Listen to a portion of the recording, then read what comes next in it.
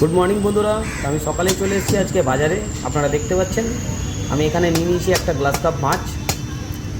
তো মাছটার ওজন হয়েছে 650 গ্রাম। গ্লাস কাপের রেট হচ্ছে 180 টাকা। তো এই দিদা বললো আমি মাছটা কেটে দেবো। তো আমিও বললাম যে মাছটা ভালো করে পরিষ্কার করে দিন এবং ভালো করে রিং পিস করে দিন। তো উনি মাছটা কেটে দিচ্ছেন। ওনার বটিটা একটু নড়ছে, তো বটিটা উনি ঠিক করবে। এই যে মাছের আঁশগুলোকে নিয়ে উনি এটাকে একটু নিচে দিয়ে পড়ে তারপরে বটিটা মাথাটা গোটাই রাখো। তো আমি মাথাটা পুরো গোটা রেখে নেব,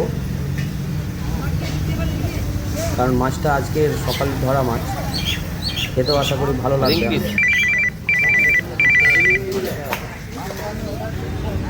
বেশ সুন্দর এবং টাটকা মাছ। ঠিক আছে। কাটা মাত্র মাছের ভেতর থেকে পুরো লাল রক্ত চলে এলো। তো আমি পুরোটাই রিং পিস করে নিচ্ছি। রিং পিস করলে খেতে পিসটা ভালো লাগে। এই মাছের পেটি করা তো যাবে না, এই মাছের রিং পিসেই বেশ ভালো।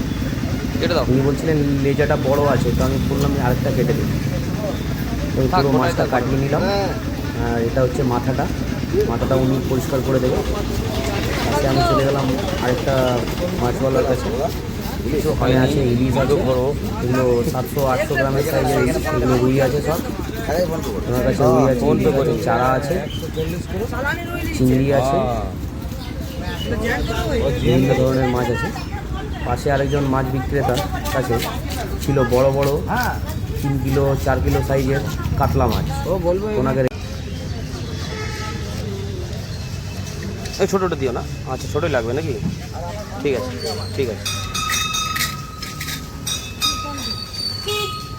চান কিলো আমাদের